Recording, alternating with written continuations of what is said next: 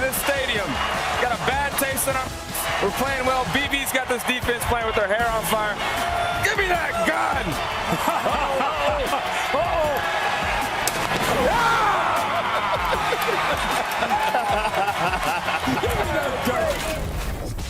Welcome to the College Football Show presented by AT&T 5G. Come on into the studio, folks. We got a power hour for you of highlights and analysis from the day in college football. Matt Sims, Skubie Mageza.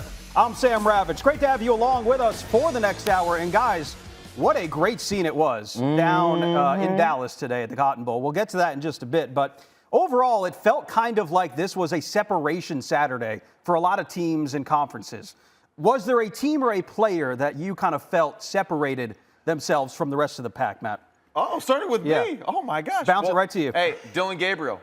It has to be. Oh, yeah. Dillon Gabriel is starting to put the whole country on notice that I am a legit contender for the Heisman. Yeah. He had multiple moments today that were just so impressive. And just the fact of how steady he was throughout the day, because there were so many highs and lows in this game. We were emotionally exhausted after the game. So, I mean, you can only imagine how those players felt, but he played phenomenal. Yeah, so much hype coming into this game. Tons. Both of these teams were ready to get it going. And what's so cool about it is how they have the stadium split up. Everyone didn't know how it was going to end up. I know Texas on paper looks like the favorite, but once it comes down to the game, everything changes. So let's get into the highlight. The Red River Rivalry, just the third time in the last 119 meetings that each team is entering 5-0. Texas versus Oklahoma. Quinn Ewers versus Dylan Gabriel. We start in the first quarter. Oklahoma punting from their own end zone. Look out. And it gets blocked by a big old hamburger helper glove. The Longhorns have made dinner for 6, and it's a huge play after a couple of INTs from Quinn Ewers. We're tied at 7. Third quarter, Oklahoma up 3. Tawee Walker was like ludicrous in the 2000s. Just telling everyone to get out the way, Matt. Just get out the way. 27-17. Fourth quarter, Oklahoma up 7. And the Longhorns brought some extra beef in, but it was not good enough. Stuffed. You go to the quick throw with Quinn Ewers on 4th down, and it gets shut down inches, guys. This had us going crazy in the war room. That was so close. Unbelievable play. Really great hustle. Deshaun McCullough right there, middle linebacker, getting all the way out there and affecting that play. Yeah, Longhorns wouldn't go away, and it was because of Jonathan Brooks. He went MC Hammer. Can't touch this. 29-yard touchdown run, 129 yards on the day after rushing for 200 last week. Now we go to the 4th. Texas kicks a field goal to go up 3. At this point, they had an 89% chance to win the game, but Dillon Gabriel said for analytics, schmamalytics. Hits Drake Stoops. Huge gain. Papa Stoops must be proud there. And 22 seconds left. Gabriel hits Nick Anderson in a tight pocket, and the boys just took the lead. It's 34-30 Oklahoma with little time left. Last chance for Texas. Ewers, what you got? This is amazing he even got it off. Oh, my Lord. Yeah, the great fact job that moving they in the had a pocket. chance was one of the best parts to end such a crazy game. Celebrations for the Sooners. Gabriel with a massive performance. 285 yards and a touchdown through the air, 113 yards on the ground, and a touchdown there. He did everything in this one. And Matt, what did he do for you that you think bought him that ticket to New York? Because I'm saying it now. And then on top of that, that defense definitely earned their stripes. What impressed you? I mean, look at it right there. 285 through the air, 113 on the ground. The tough, the grittiness, everything about it, like, just speaks about the coaching staff, Brent Venables, the attitude that this team wants to play with. And Dillon Gabriel, in the biggest stage of his career, for Brent Venables and his young career, too, at Oklahoma as the new head coach. It's just an unbelievable moment for that entire team, and it was so impressive because it was just play after play. Great decisions. The throw to the sidelines multiple times throughout the game. I mean, just aggressive across-the-field throws that really were the difference in this one. I gotta talk about the defense here for Oklahoma. Now, of course, they gave up 30 points. Texas is a great team, but the year-over-year improvement for this squad is unbelievable, right? Crazy. OU ranked 121st in the country last year. They allowed over 460 yards a game, guys, and they averaged 15 missed tackles as well. Fast forward to this year, and Brent Venables has flipped the switch and kind of turned things on its head. They're getting pressure. They're getting into the backfield. Oklahoma also now leads all of FBS in interceptions. I mean, they did it last year. They did it last year. They were great being able to turn over guys, but it was really just, kind of their defensive front getting pressure into the backfield is really, really impressive. 5 straight games, by the way, with multiple takeaways. And Sam, the best thing about this defense today was this goal line stand, right? Because this takes guts. This takes the want of it's me versus you. Right? Texas brought in some of their bigger guys to go in on the goal line and go head-to-head against the Sooners. And they won that battle. And it's communication, right? It's making sure that everyone's on the same page, execution, and then what you're talking about, Scoob, is just like overall attitude and physicality, and you saw that on that goal line stand. So both of these teams don't play another ranked team the rest of the way. That's right? correct. So, yeah, I mean, there is hypothetically, these two teams meet again in the Big 12 title game. But Absolutely. As far as playoff implications go, I mean, Oklahoma's got to have the inside track now, right? They have to. They have to. Other than Texas's win against Alabama on the road, Oklahoma's win over Texas right now in this rivalry is really probably the second biggest win of the season that we've seen thus far. Yeah, the ESPN analytics says there's a 62% chance that these two teams will meet in the Big 12 championship game. And you see Oklahoma's schedule up on the screen right now. Yeah. Not much competition. Obviously, that Kansas game will be interesting. And I think BYU can and Oklahoma State can make things interesting. But at the end of the day, what you saw from Oklahoma today and Brent Venables, we said this earlier on in the season, he's a defensive-minded coach. And coming into the season, he was disappointed from the defense's performance last year. Now he has more of an input on the defensive end, and doing that has really flipped the script for them, Matt. And we've seen those results show on the field, and they did so against one of the best offenses in the country. Quinn Ewers, the first 2 possessions, interception. 63 points off of turnovers this year for Oklahoma, second in FBS. Well, so now the question really is, how does Brent Venables and that staff and the team manage actually living up to the expectations that they set for themselves? Mm-hmm. So a year ago, we were discussing this. 6-7, had a terrible loss at the end of the season. All right, now you're on top of the mountain in the Big 12. Can you keep yourselves there? Can you motivate yourselves each and every week to not play down to maybe some of the opponents that you have rest of the season? So that'll be the interesting part, is just making sure that they are staying sharp as a unit. They're motivating themselves for the ultimate goal of potentially getting into a college football playoff and being this year's TCU, who might not be the most talented team, but can go on a run and make a run for it. Look, the biggest thing about Oklahoma was they were untested up to this point. Right. They passed the test today. They did. So I think they got to get the credit that they so deserve. Absolutely. After the win today. All right, so before we get to the LSU and Missouri highlight from earlier today, all of us here on the College Football Show wanted to just take a second to send our thoughts and prayers out to Greg Brooks, LSU safety and captain, who was diagnosed with brain cancer earlier in the week. And to help cover expenses associated with Brooks' medical care, the Tiger Athletic Foundation has launched the Greg Brooks Victory Fund. And the fund will, quote, offset costs related to Greg's care, including treatment, medicine, therapy, travel, and more. We would like to encourage those who are able to help out an incredible athlete, human being, and member of the college football community. All right, Battle of the Tigers up in the Show Me State earlier today. If you like offense, this is the game for you. Picking up this in the third, Jaden Daniels goes deep, finding Brian Thomas Jr. for the touchdown, and LSU takes a 2-point lead. Jaden Daniels played absolutely phenomenal today. I mean, it was just unbelievable what he did and just how he willed his team to victory. Missouri was right there. I mean, this was back and forth. Cody Schrader with the handoff here. Missouri takes a 5-point lead, but there was no false start call. I don't know how the refs missed that. That might have been the worst, no call in the history of the season so far. Well, back come the Tigers, and who else? Jaden Daniels calls his own number. Maddie, Jaden Daniels, I think he's got his own number on speed dial by now because he's calling it a lot. It's unbelievable, too, just how fast he was running on that play, especially, too, after injuring his rib cage. Last chance. You like that? That was good. Yeah. Like that one. That was really good. Last chance for Missouri here. Brady Cook was great today, but pass intercepted by Major Burns, and he takes it back to the house. LSU gets the win 49-39. So, look, LSU escapes disaster again. Valiant effort by Brady Cook and company. Luther Burden remains one of the best wide receivers in the country. But, look, it's such a head-scratching team.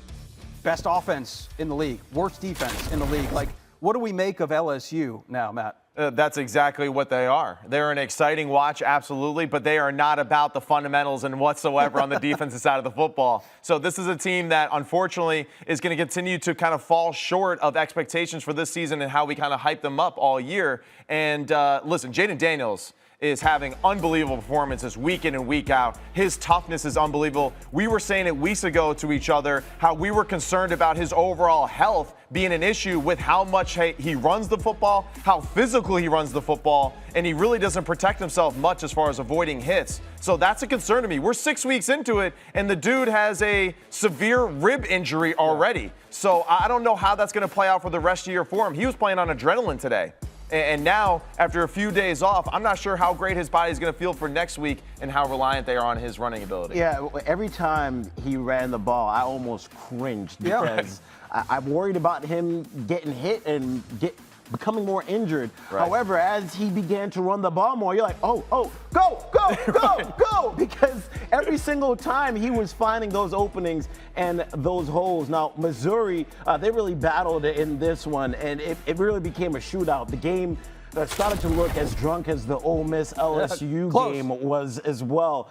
And to be able to get this win for LSU, it is big. But for Missouri, I know the fans are disappointed because Brady Cook came into that game with rarely any turnovers, no interceptions on the air. And he threw his first one, 2 of them in this game. Don't really want to count that last one, but still shows up in the box score. Right. By the way, nobody is rooting harder for LSU than Florida State. Right? That's a great point. And Alabama, too. They need LSU and Ole Miss to be relevant so they can be ranked to kind of help their college football berth.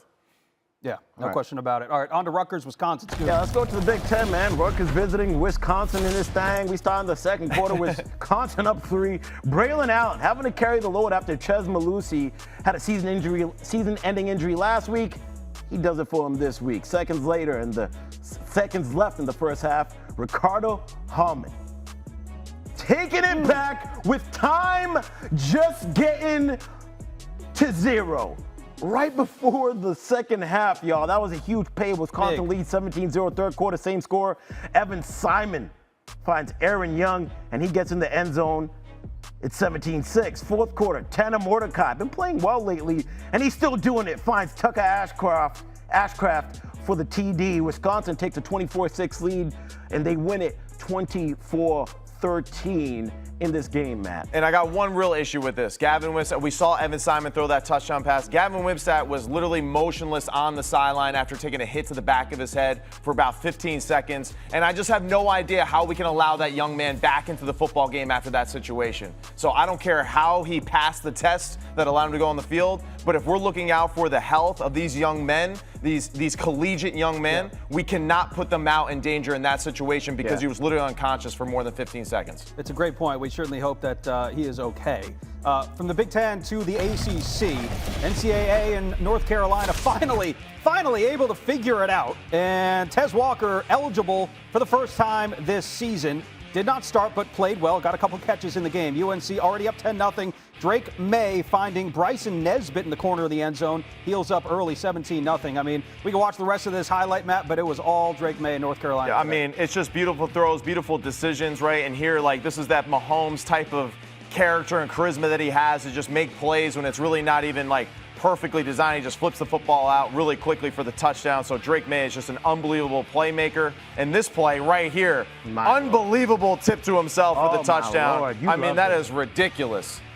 Silly stuff. And so North Carolina, able to roll here in this one over Syracuse. Good test for North Carolina. Again, much improved defensively. We saw them able to contain Garrett Schrader a little bit here today. But the big story today, obviously, Heels get Tez Walker back, right?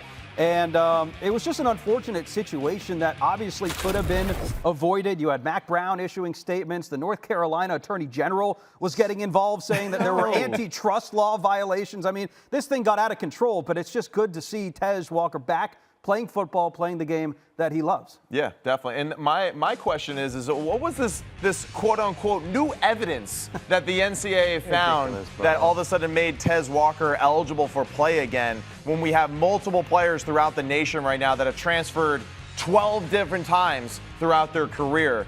So it's just it's another reason why we're getting frustrated with the NCAA and why they're proving to us why they're unnecessary. Very unfair. And it just didn't feel right, and everybody involved didn't feel right after. They continued to take shots at each other publicly, which wasn't good a look for either one of these people involved in the party. It's just great to have Tez Walker back on the field. Missed 4 games, but remember, he's an NFL-type wide receiver getting to go on the field with Drake May right at the right time. I think he had about a catch today, so that should be good. Get him over there, and things will get spicy in the ACC. So how about North Carolina on the field, too, and what they were able to do? So they are now starting 5-0 for the first time since 1997. The last time that happened, Mack Brown was in his final season at North Carolina. Before he left to Texas. And they had a great season that year, and now he's back, and seemingly North Carolina is back on top, too. But this team is dangerous. I mean, this is a good football team. They're a very good football team, and the 3 games really to look out for, it's going to be the Miami game, of course, right? And then you're going to have Duke and Clemson, and you really just hope for them that Clemson can continue to kind of just rebuild themselves after a lackluster start to the season to get their resume back up so North Carolina can have some bragging rights towards the end, because right now they only have the 2 ranked opponents, and I think right now the committee doesn't value those 2 opponents very highly compared to others. Yeah, ACC is kind of a toss-up right now. There's still some things to be shaken out a little bit in that conference. But let's go ahead and take a look at some of the best plays that we saw today in our favorite segment. All right, time now for Holy Cow, some of the best plays that we have seen throughout the course of this college football Saturday. And, guys, we got to start with a little bit of Maction here. Who loves a little Maction on a good Saturday? It's a great day. Is it return of the Mac on a Saturday? It always is. Always. Let's get to some of the highlights here. And we do start with Western Michigan, Mississippi State. Hayden Wolf pass complete to Leroy Thomas. 25 yards for the tutty. Way to adjust to the rock right there. He had his eyes on it. DB did not. Great play. Great. We see this every weekend, though. It's unbelievable just how many talented receivers out there. You know, the era of 7-on-7 has made these plays more possible regularly. Right. All right, so we score, and I'm going to give it a 90 out of 100. 90 out of 100. Oh, so you're getting us started us real high there, Sam. I haven't gone less than an A on anything. You feel nice because you're ranked in the next one. I'm a little grumpy today, so. Okay, let's see about that. All right, so here we go. We got a deep pass down the field. It's a beautiful over the shoulder. Actually, this is a great throw. I don't know. It's in stride. It's in stride. I mean, that was beautiful. This is actually your place. Oh, this is mine? Yeah. I guess if it's mine, I'll take it. You know what? I'm feeling good. So I'm gonna give this one an 83. How about that? All right, 83. I hope that's what the graphic says. An 83. He caught him in stride. He didn't slow down. He had pressure in his face. Took a shot. Right. It's great. So, all right, this is the next one. We got Nichols here. Look at this one-handed catch. We'll get a better look at it. I don't know if I saw that. Jr. Ooh, that was unbelievable. Yeah, it was PI. You don't need to get in the defender's face like that. I mean, look at that. Right through the defender, one-hand catch as he's sitting down in the lazy boy chair. He's letting him know that was a dime. All right, that's unnecessary, but give him that a 90 right there. All right, a 90. That's fair. Yeah. I thought that deserved a little bit more love. Yeah, you think so? You said you were feeling mean, so maybe like. Yeah, I don't know. You know, I'm an unpredictable kind of person. All right, next we got Rhode Island in Brown here. How about Randy Jordan from his own end zone, right up the gut? Oh, that hurts. Bonus points here, guys. What's the mascot for Rhode Island? Anybody know? A ram. Very well done. Good. Skubie, 10 points to you. I'm from New England, my boy. Rams go, the Rams go on to win on their helmet, guys. Let's be serious. But okay. 34-30 the score, but I'm going to give this a 92. 92 is with pretty that good. long run. Man of the 92 people, is good for pretty you. But good. it's a special teams play. It's got to be over a 90. Yes, I agree with over that. a 90 when it's special teams. All right, so this one made me say, holy cow, because Utah decided to award their scholarship players new trucks as a part of their NIL deal. When you see this, man, you got to say to yourself, holy cow. Yeah. Really? A whole whip? Get out 100, guys, because that is outrageous. Being a scholarship player and getting a whip, what did you get as a I'm scholarship doing like player? the Rodney Dangerfield. I'm going back to school, you know? Like, it's unbelievable. And no, the best thing I got was like a backpack at the Music City Bowl, so it wasn't really anything special. By the way, I mean, the NCAA used to give out death penalties to SMU for something like this, and now we're just handing out trucks left and right. What did the walk-ons get? That's what I want to know. Yeah. Right, Texas is about to be dropping Lamborghinis, like some Mercedes. At this point, like, come on. No, OU's got the Lamborghinis coming. No, too soon? I need a Lamborghini. All right, we're going to switch gears here. Let's go to Bruh, which is also some of the more head-scratching plays that we saw throughout the course of the day. And we will start in the Big Ten with Wisconsin here, who's, when you look at the Big Ten West, kind of an open game right now. Wisconsin, Rutgers, pick six all the way back. Bruh. Now, this was really a bruh moment because there was less than like 10 seconds left before half. Yeah. So this is why we really highlighted this moment, because Rutgers was driving, they had an opportunity to get in the game, and then they had this moment that ultimately led to their demise later in the game. They just couldn't recover from. Yeah, y'all saw that in the highlight. It was literally like 5, 4, 3, 2, and he's still running down the field. Incredible. All right, this is why you got to keep a head on a swivel here. I mean, not asking for it. Oh, that was a perfect you know what? one hop. Sam, I've been a one-man band, been behind the camera, and I got hit with a softball right in my chest before. Sometimes you're just in the game. All right, this is really interesting here. Toledo and UMass. UMass has been really, really bad for quite a while. That was a great pick. A turnover here, great pick.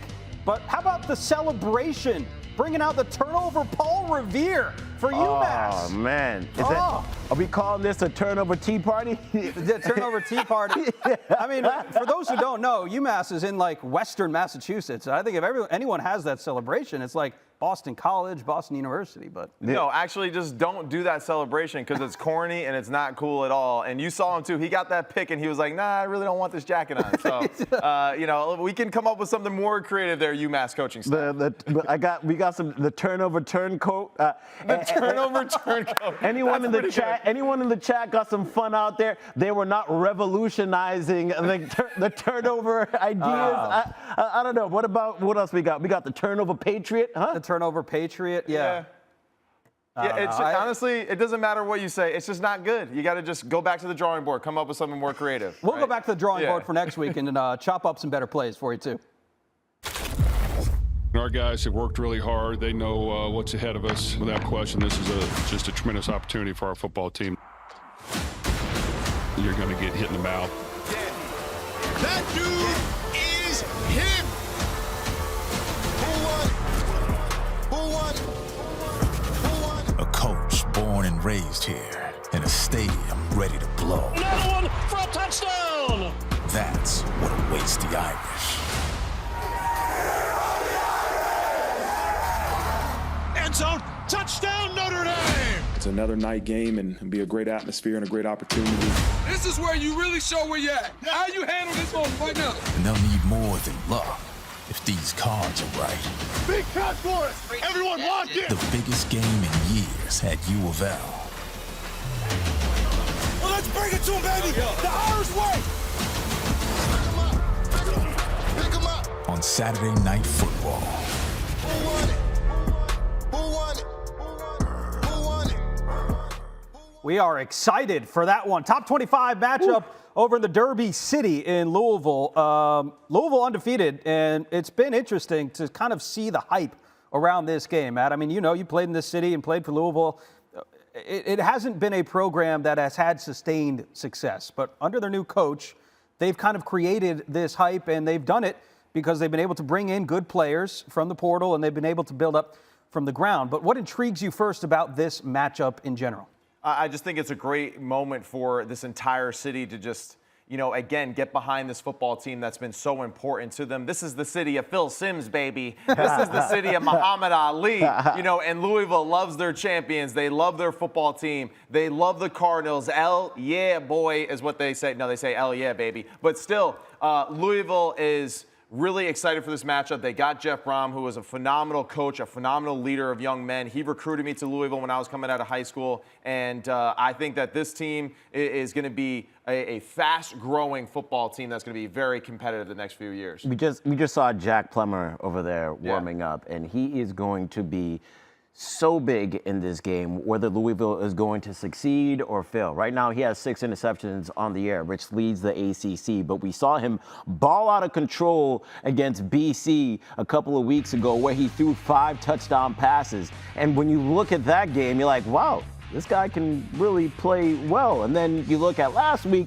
where they were shut out in the first half. It was 10-0 against NC State. However, the defensive side of the ball stepped up and showed us their capabilities by shutting out NC State and only allowing them to have just about 200 yards of total offense. So all over the place, you're going to look at this game and say, all right, where are they going to be able to find their success? Offensively, you're going to have a better output than you did last week. And defensively, keep it to that same output that you had last week. Defense is definitely finding its way for sure. And one thing to keep in mind, too, is that this Louisville defense played against Sam Hartman a year ago when he was the quarterback at Wake Forest, and they intercepted him 3 times. So that'll be something where this team is not afraid of this quarterback or afraid of the hype that's been built up this whole year for him. The other part of it, too, is that Plummer's done a really good job of really just facilitating the offense at times. And Jeff Brom is one of the more creative minds on the offensive side of the football that we've seen. This is the reason why Purdue has been in the Big Ten championship the past few years, too, because of his creativity. What he's done with Aiden O'Connell and his performance of making it to the NFL now as a former walk-on. So Louisville has a lot of really good pieces. Can they get Jawad Jordan going in the run game to be a little bit more effective with winning at the line of scrimmage? Because we know that's Notre Dame's bread and butter. Right. So what kind of impact, you touched upon it, but what kind of impact has Jeff Brom had on this program? Oh, man, it's everything. I mean, and this is one of those things, it's a lateral move. Purdue to Louisville, he didn't move up to go coach Florida or Georgia or one of these, national powers. This man went back to his roots and what is important to him. So that is a huge sign to that entire city and just really who he is as a person. He values this program that much to not just move up, but to move laterally because he believes in this city and what is possible too. And you can win with Louisville. You really can, because they're in a really good little hotspot of the country where you can recruit nationally and be very aggressive in the Ohio Valley region. You can be aggressive in Florida, right? Because, there's so many good players in that Florida area. So Louisville is in a prime spot that I think they can get a lot of good football players. You mentioned Sam Hartman. Let's touch on Notre Dame. Again, they escaped Durham last week, able to come out with a win there. I think Sam Hartman earned the respect of a lot of people with the way that he not only put the team on his back, but also stayed around to make sure that Riley Leonard was okay after that game. That was the play right there on 4th and 16. 4th and 16. Which was just incredible. But to be frank, Notre Dame hasn't exactly looked like the Notre Dame of the first 4 weeks that we saw, Scoob. So what do you think Notre Dame needs to do here against a Louisville team that has kind of been like big shot or nothing so far this year?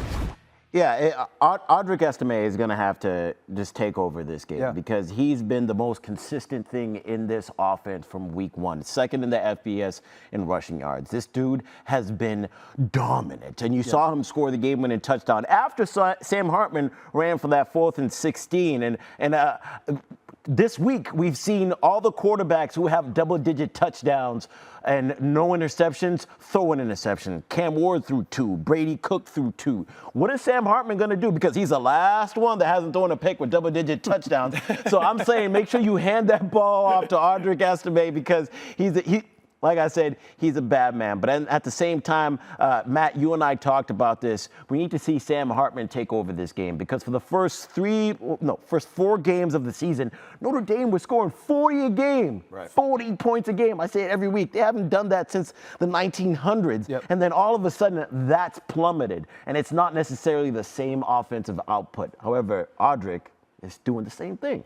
And that's where it's going to be really just like gamesmanship on the field in this situation, right? Because Louisville, I would just say, hey, stop the run game. Force Sam Hartman to beat you in the passing game. Yeah. Let up those one-on-one situations. Don't let them control the line of scrimmage. Be aggressive. Load up the box. Really just sell out on stopping the run. And force Sam Hartman to make clutch throws and clutch plays, because we've really seen just the fact that he has fallen a little short of making those big-time throws late in games especially. And the other aspect that I want to kind of highlight here is the fact that 2 weeks in a row now, Ohio State and Duke, super emotional games that went down to the wire. And this is everything for Louisville. So is Notre Dame going to have that same amount of energy to go for 4 quarters? They got to really do a good job of scripting up the offense and the defense to make sure that they have a fast start so they can create momentum, because to think that they're going to come out and have great energy after those emotional, loss by Ohio State and win by Duke, it's going to be hard to do.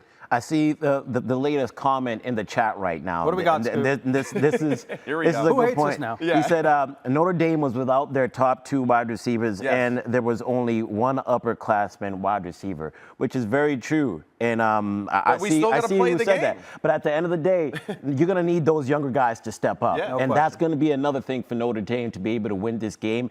And that's the reason why we're going to make our game picks. And I know who I got because of those things said right there. Who you got? Well, Sam? I'll tell you what, my game picks have not been great. I started out the year hot. How dare you? No, I did the reverse psychology. It worked. We won. Wink, wink. Unbelievable. Yeah, my picks these last few weeks have been bad. I was on top for the first 2 weeks and then melted down like Phil at Wingfoot in 2006. But look, we'll pick this game here, Notre Dame and Louisville. Scoob, you start.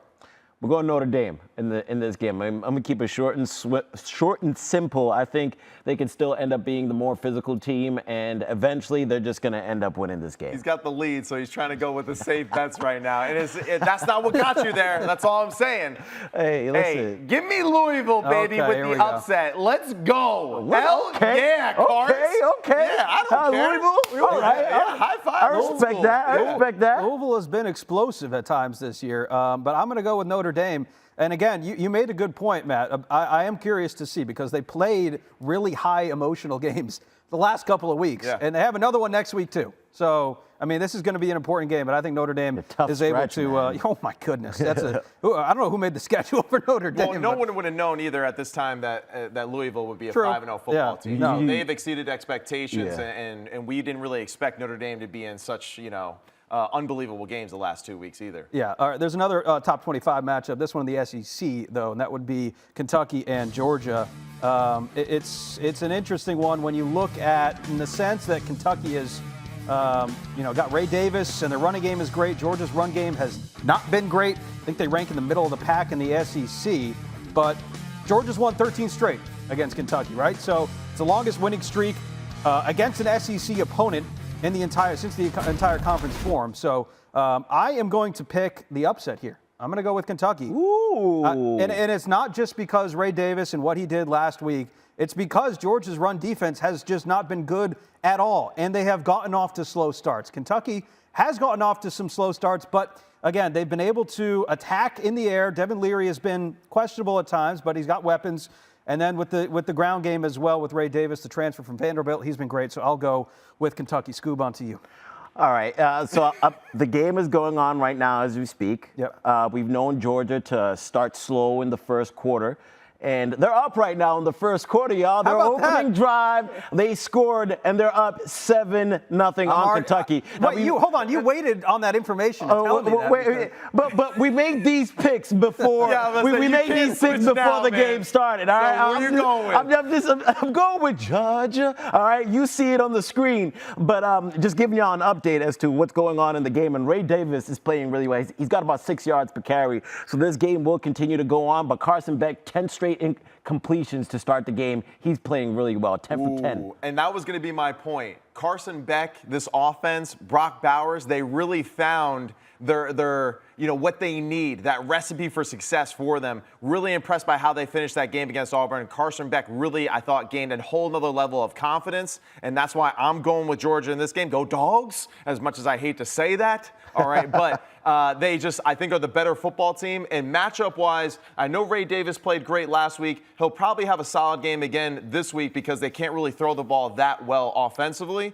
But just a little bit more of a traditional run style for Kentucky, which I think will play into the favor of the Georgia defense as it goes on. All right, so we mentioned Georgia has the lead. Well, they've actually extended it. Now it's 2 scores. But let's go ahead and take a look back at the first touchdown for Georgia. Marcus Rosemeat Jack Saint here, 40-yard touchdown catch. See, Carson Beck called himself a gunslinger on College Game Day today, and yeah, that was a definition of that right there. A little inside zone play action pass, middle linebackers bite down, they run a little.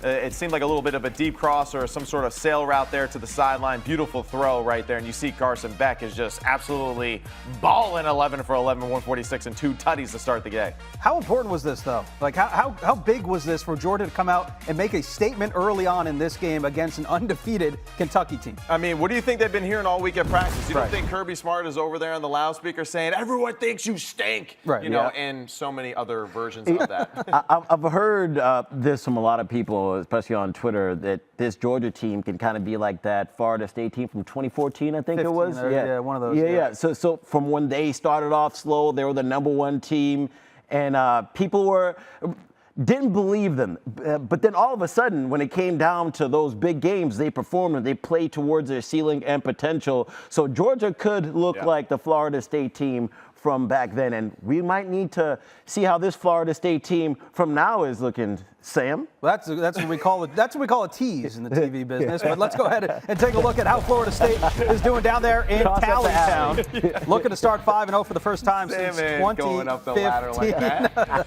First quarter, Jordan Travis, Johnny Wilson for the touchdown. Florida State would add 2 points to make it 8-0 there. And then Travis finding Wilson again for the touchdown. Lord. I mean, it's hard not to find 6-7 on the football field. And it's good to see Johnny Wilson just getting more into the play calling in those one-on-one situations. And right here, this is another reason why you love Florida State, because Benson in his game just changing speed from the running back position. He's a home run hitter every time he touches the football. Took the handoff again, 65 yards to the house here. I mean, look at the afterburners. Look at the arm action. High and tight, baby. High knees. There you go. You thought the defender had an angle there, but man, just turned on the burners there. So 200 yards for Benson today on 11 carries. Right. That's a career day right there. So Florida State wins at 39-17. They improved to 5-0. But coming off the bye week, look, guys, a lot of people in the last 2 weeks saying Florida State may be a little bit too high in the polls. Certainly Virginia Tech has had their problems, but the inability to run, the third down conversions for Florida State were all question marks that we had. I saw this stat earlier in the week, and I wanted to bring it up too. Florida State has now scored 30-plus points in 11 straight games. It's the longest active streak in the FBS. Who do you guys think has, it's the second longest, excuse me. Who has the longest streak in FBS of 30-plus point games in a row? It's a surprise. Clemson? No. It's a surprise. It's a Power 5 team. Really? It's not Iowa. I know that. No, but it's in the Big Ten. It is? Okay. All right. It's in the Big Ten. Penn State. Nailed it. Penn State Hey, has 12 straight games with 30 or more points. But it's not one that you would Penn think State about. always has some like sneaky backdoor covers in scoring towards the end of the fourth quarter. But for Florida State, man, you talked about them being ranked up too high. And I think that's a little bit of hate. You got to be able to show love to the teams that make it happen when it's time to make it happen. And you see that they got 4 first place votes more than Ohio State on the full screen. And guys, I mean, what do you see here from the change in the AP top 10? How does Washington not get a vote? How does that happen? That just baffles me, right? I mean, I feel like the whole Pac-12 thing is just like, all right, get over it. They're really good. I mean, let's just get used to that. Texas clearly is moving out. That's for sure. Where does Oklahoma now enter the picture? because they're going to be moving up the ladder quite significantly. Notre Dame's at 10, even though they've been, somewhat unimpressive. So it's going to shift a lot here, but I think Georgia and Michigan really are probably the two safest teams right now, even though they have been super impressive. At the same time, no one's really been super impressive so far this season. Right, so Florida State ranked 5th. They may stay right there. They may not, but they're going to move up now with Texas. Right, with the loss to Texas earlier today. So we will now pick our top 5 teams, or I will. Okay. I'm going to pick them. You guys tell me if I'm wrong here. I'm going to take Georgia at number 1. We love doing that, by the way. I'm going to take Georgia at number 1 because 22 in a row, maybe soon to be 23 in a row. I need to see them lose. Michigan, I think I'm going to take at number 2, despite the horrendous schedule that they have played up until this point, and it's not going to get tough anytime soon. But again, they have had one of the best offenses, and they don't allow too many touchdowns, so I'm going to take Michigan number 2. Now, I was going to have Texas at number 3, but I think it's hard to not put them here. Come on, bro. This is a very safe right? 3 right now. You're not really having much fun with our. Put your money where your mouth Well, is. hold on, it's going to get better. It's going to get better. Hold on. It's going to get better. That's too aggressive. I'm going to go Washington at 4. This is more fun. I like this. And I will go Florida State at 5. Florida State at 5. But Okay. I think that Washington is deserving of being number 4. Now, we're going to find out a lot more next week when they take on an Oregon team. That's where I was going to tell you. Why isn't Oregon in your top 5 with everything? They have been one of the most dominant teams. Who are you taking out, though? Who are you taking out? All right, so for me, I think Florida State needs to be in there. They have to be in the top 5. Respectfully, I'm taking Georgia out. What have they done for me this season? Now, all right. Yeah, this is a good point. They've played well this season, but I'm taking Georgia out. And just because, it's not only that they have won their games, but they haven't been in control of all their games. I'll keep Michigan in there because they've been in control of their games from start to finish, and they've been dominant. And then they've let the gas, pulled the gas off the pedal towards the end. Ohio State didn't look good today. So are you putting Michigan at 1? Are you? I'm putting Michigan at 1. Okay. So Michigan number 1. Let's do Scubie's top 5. I'm taking Georgia out. Georgia's out. Okay. I'm bringing Oregon in at 2. Okay. Ooh, that high. Yep. I'm going Washington at 3. Okay. Ooh, I actually like what you're doing, Scoob. I like this. Put your money where your mouth is. Yeah, I like this exercise. And then I'm going Florida State at 4. Okay. Florida that's a good one. 4. Okay. See, this is fun. Respectful, I would have gone Texas. I guess at this point, I'll do a toss-up. Who do you want, Matt? Or I'll let the chat choose who they got at 5. Who do you think we got over here? Yeah, I don't know. Should we consider Oklahoma at number 5 right now? I would put Oklahoma. No, I would not. No, put them you almost fell for it. You almost fell for it. I know they're going to move up significantly, I think, right? But what about this? Hey, that was a big win today, and Jalen Milroe was You know what? I that don't thing. hate it. I don't. I think the 5 spot, it's like a wild card. It's like a wild card position. Everybody wrote Alabama off. No, I know. They're not dead yet. They're not dead yet. It's very hard to kill them off. Florida State, they're just a little unpredictable for me, And the win against Clemson in overtime, it's a big win, no doubt, but we're seeing maybe Clemson's not as great as we thought they were. Michigan has been the most solid football team that we've seen this year. I totally agree with you, though, about the Georgia thing. I can see why. We can't fall for the trap of what they did 2 years ago, what they did last year. This team so far this year has not been super impressive, right? And I think that's why they're going to be out to crush the Kentucky Wildcats. Right. They better. Yeah. No, I know. But they're going to be. Better. But okay, so what if Georgia does do that? I mean, they're up 14-0 right now. What if they go out and keep Kentucky to a low score and they just blow them out? Are they worthy of that number 1? Of course. I need to see you do it this year. I don't need to look at what you did last year or the previous years and be like, hey, all those NFL players that were on your roster helped you guys look good then. So I'm still going to keep you up at the top because you used to have NFL guys on your roster. But you know what's great about this exercise, right, is we're realizing that there are a lot of really good football teams, and we still really don't know who is like the cream of the crop yet. And the Big Ten East, tons of matchups going on as the season goes on. The SEC East, all that matchups. The SEC West, they still have the one-loss teams and all that with Alabama. So it's going to be really interesting to see how these play out. It's just amazing to me that we are halfway through the season and we still don't know. But this is good. This is good for college football. That's what makes college football the best sport in college. All right, let's check out some game-changing connections presented by AT&T 5G. And today, we are back at the touchscreen, Matt Sims and I, and we're going to be checking out some season-changing connections, namely from Oklahoma and Dillon Gabriel earlier today, Matt, at the Red River Rivalry, backed up on his own 25, fourth quarter, clock winding down. He's got to go, and he's got to make it work. It's a game. It's got to have its situation right now. And Dillon Gabriel has put us on the Heisman watch here, so to speak, with this performance, and especially how he ended the game. We're going to start this drive off with a really easy 2-minute type of concept. We're going to get a flat by the tight end. We're going to get a little post corner by this receiver going in motion. Drake Stoops is going to run an OTB, which is short for over the ball, and then an in cut in the outside here. We see with the motion, it's zone all the way here. So Dillon Gabriel, easy decision for him to see the defense.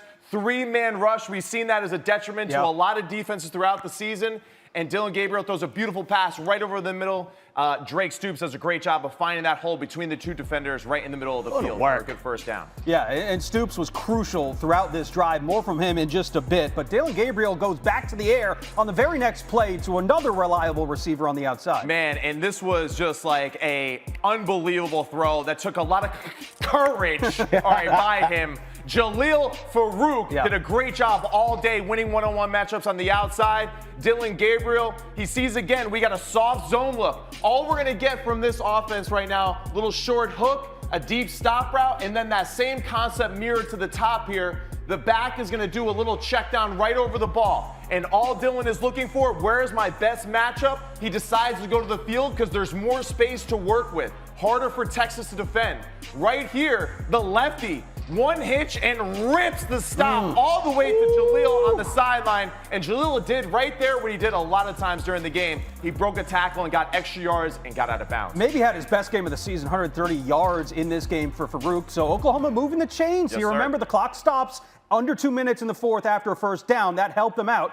Back to Stoops here on the next play. Yeah, and this was what was great, too. It was great clock management. It was great quarterback play.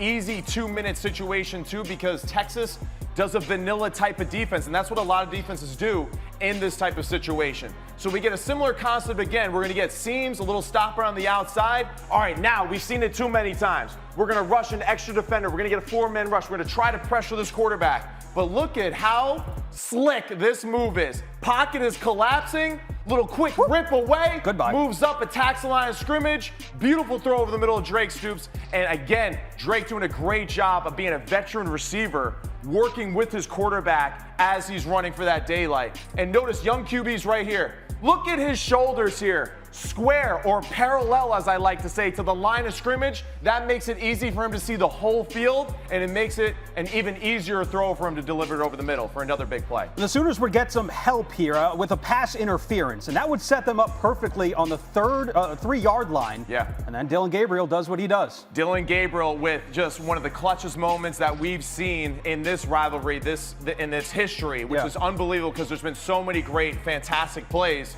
But Oklahoma sends a man in motion. Right here, he's going across the formation. He went with him initially, the Texas defender. Stops. You can see him trying to communicate with his teammates over here. For whatever reason, there is a lack of communication, a lack of execution with whatever the call is, and then confusion. As soon as the play starts, we get a 6-man rush. We have 2 defenders over here for the 2 receivers, and somehow we let the receiver slip behind on the back pylon for an easy touchdown. But really the biggest thing here, right, is this. Dillon Gabriel starts the read here in this situation to the field. It's going to be a double slant concept. He does a great job. He doesn't like what he sees because there's contact, physical play, in this gotta-have-it situation. But watch right here. Look at the pocket, my man. Everyone says he's short in stature, all of this. You know what? But he's got a heart of gold, man. Yeah, sure does. Look at the toughness in the pocket. Delivers a beautiful pass to the back pylon for the touchdown. And what a moment right here for the Oklahoma Sooners. Wild game, back and forth all game long. It was exciting. Oklahoma wins at 34-30. Those were your game-changing connections presented by AT&T 5G. All right, so Dillon Gabriel certainly helped his case in the Heisman resume area, but let's continue this conversation as we take a look at the Heisman odds for Week 6, according to Caesar Sportsbook. Look, Caleb Williams is still that dude. After winning it last year, he's the favorite to win it again at plus 200. Michael Penix Jr. is right behind him. Skubie Mageza will hop in with us here as we discuss a little bit further. All right. So we're going to have some fun with this. He's excited. Let's go. I'm ready to go. I got Matt getting all pumped up over there for the game-changing connections. I'm pumped to talk about the Heisman, and we're going to have a favorite, a contender, and a dark horse. And we all agreed on the same person being the contender, Caleb Williams. Now, he dropped in the Heisman favorite to Michael Penix Jr. after the game against Arizona State, but we saw him throw 6 touchdown passes against Colorado and absolutely show out. So it is easy, Matt, for us to say that Caleb Williams is the Heisman favorite. I mean, look at the highlights, man. What more do you want from this guy? It doesn't matter if it's a poor drawn-up play. It doesn't matter if the defense makes a great spectacular shift or motion or audible. This dude is just an absolute baller, and he makes plays all the time. So can't take anything away from this man. USC is in every football game because of how dominant he is. Yeah, 100%. And I think that something that people need to continue to talk about is the addition of Cliff Kingsbury towards that coaching staff. Caleb Williams plays free, and he plays very Mahomes-like. He's a generational type of player. What he's able to do is when you have a weakness or a negative about your team, he's a type of guy we call a canceler. He's so good that he's going to cancel that bad and cancel all your negatives, because you and I talked about that, correct? Definitely.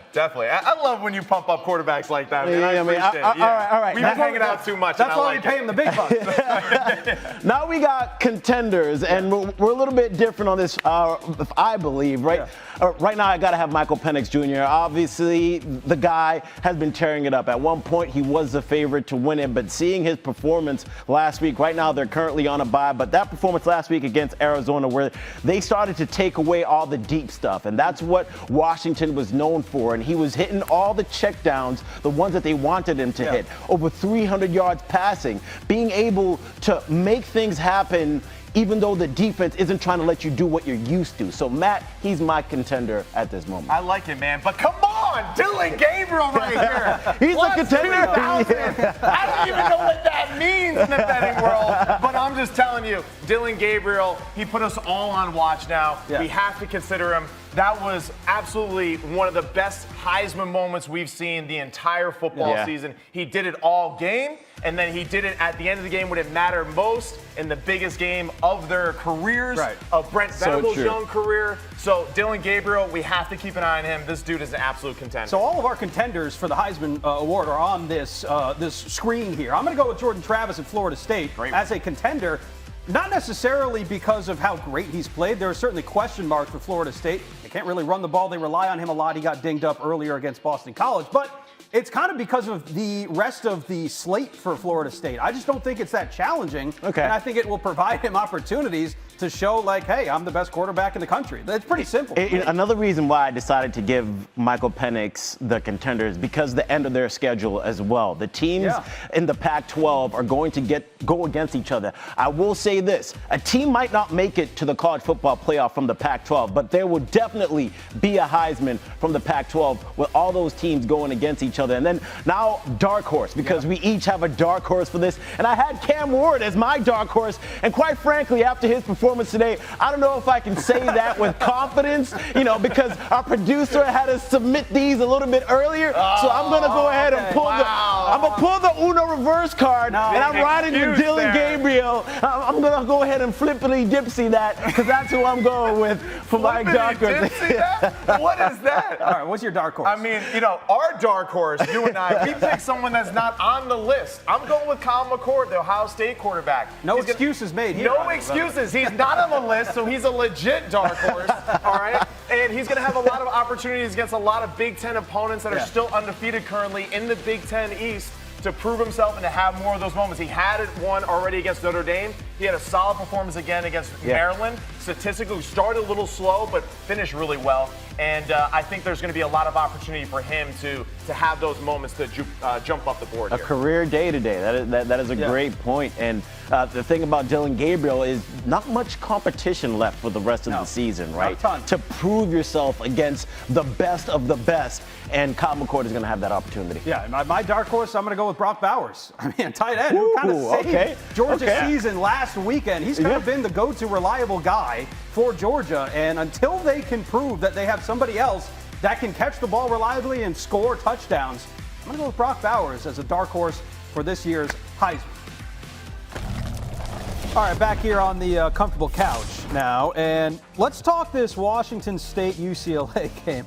I don't know what to make of this game, but I do know this. UCLA's defense has gone really underappreciated this entire year. Coming into this game, they hadn't allowed more than 13 points.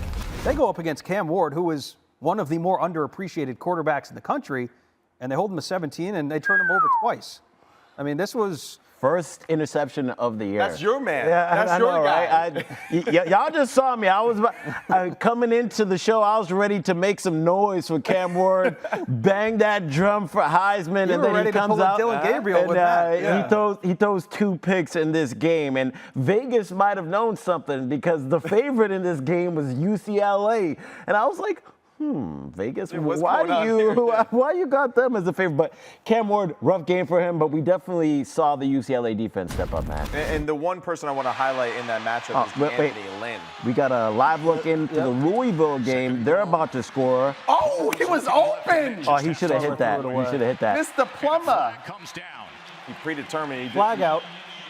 Really nice play design right there. They send the receiver in a quick motion. He's yelling at him like he maybe ran a wrong route there. He was still open, though. That happens all the time, though. Dude runs a wrong route, you still end up throwing the football to him in some way. But Louisville's moving the football extremely well on this drive. They're running it, a lot of short passes, but a good mix-up of plays again, and that's one of the reasons why I highlighted Jeff Brom and his ability to call plays and be creative on the offensive side of the football. Okay, so they get to repeat that down. Matt, real quick before they get to this next down to finish off that last point you had from the Washington State game. Gets covered up by the wide receiver just out of the screen. You see go ahead. Okay. Yeah. I wasn't sure. Yeah. So, I mean, for Washington State, UCLA matchup, I just think that, UCLA, DeAnthony Lynn, in his first year as the defensive coordinator so far, has been absolutely phenomenal in just how he's able to coach these guys. They really did a good job, I think, of taking away a lot of the easy throws that Cam Ward has had throughout the season that we've seen from multiple players. Nice. Fantastic throw on the run right there by Jack Plummer moving out of the pocket.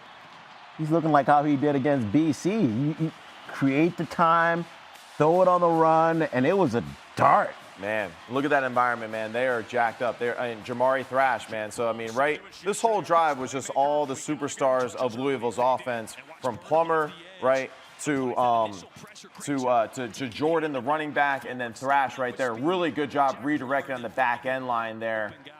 Saved 2 yards from the back end line, too. So if he threw it high, he would have had room to get his toes in. But really good play. Great drive to start the game. How about this one? Number 11, Alabama on the road at Kyle Field, Texas A&M, and they win it 26-20. Jalen Milroe, 321 yards today, 3 touchdowns. Did have a pick, but I mean, this was a little bit of a different Jalen Milroe than we've seen so far this year. Yeah, they benched him, right? Right, Scoop? Yeah, remember when they thought that he wasn't the guy, and he clearly is. I'm going to be honest, because in the last game, Jalen Milroe barely threw the ball, I think about 12 times, and then coming in today, he throws it 33 times. And I was saying to myself, why aren't they running it? Because their running game was starting to show a lot of success, but then they just continued to go back to the past, and it was successful. This is scary for every other team in the SEC if they could continue to do it. They were rushing for minus 13 yards in the first half, so that's why they were leaning on Jalen Milroe, and he did a great job. And Jermaine Burton, multiple times throughout the day, breaking tackles after the catch. Phenomenal performance by both of those guys, and a good sign for Alabama. All right, so we go between the hedges here. Georgia is driving. Ladd McConkey is out there right now. Georgia leads 14-0 here. This is their best start that we've seen all season, quite frankly. Continues to be. I mean, this is an impressive showing, and it kind of was like, all right, when are we going to finally see Georgia be Georgia? Yeah. This feels like Georgia is back for all intents and purposes. This is a great start to it, and it really it's just again just them finding how to call plays for this new quarterback, for this new look offense. Losing Todd Monken, now Mike Bobo there as the offensive coordinator, doing a really good job of just kind of finding his own voice as a play caller. And you could see here early on really good creativity offensively and leading on Carson Beck and his ability to throw. Just 17 points in the first quarter all season for Georgia in the first 5 games. Crazy. Yeah. Right? Yeah. They put up 14 and they already have 21 just starting in the second quarter. This is completely night and day with the way that he started this game. All right, quickly, just back to Alabama and the SEC West, because this is a division. We talked about separation Saturday. The SEC West is still up for grabs, but, I mean, dang, Alabama just is up there at the top. How important was that win for LSU today versus Missouri? And also, too, for Alabama, just to make sure that matchup really means something for them later in the year. Because if they go to 3-2 in the division and 4-3 overall, a 3-3 overall, that is a total game changer for their outlook in the college football playoff. Oh man, it is setting us up for a great game between those two teams. And I just love it because that's what we want in college football, for these matchups to have high purpose, high intensity, high stakes, and seeing Alabama pick it up and find out what their identity is game by game. It's going to be really interesting when they get to take on LSU. Yeah, definitely will be. Anything in the night slate you guys are looking forward to watching? Ooh, well, I'm looking forward to seeing my picks prove me right, that's for sure. And I'm looking pretty good right now, so I'm feeling extra cocky for the moment. Listen, Sam Hartman, I said it earlier in the show that he's due to throw an interception. He threw it, probably one more. One more, but I knew it was coming, but I'm still rocking with Louisville. Fair enough, fair enough. No, that sounds like what? Hopefully my picks will improve because this has been a bad couple of weeks. But we are out of time. For Matt Sims, Skubie Mageza, I'm Sam Ravech. Thanks so much for watching the College Football Show presented by AT&T 5G. If you got some time, hang out with Skubie and I later tonight, 11 o'clock Eastern time on the wrap-up, where you get, and you're watching this show on YouTube, X, all of those things. We'll see you there.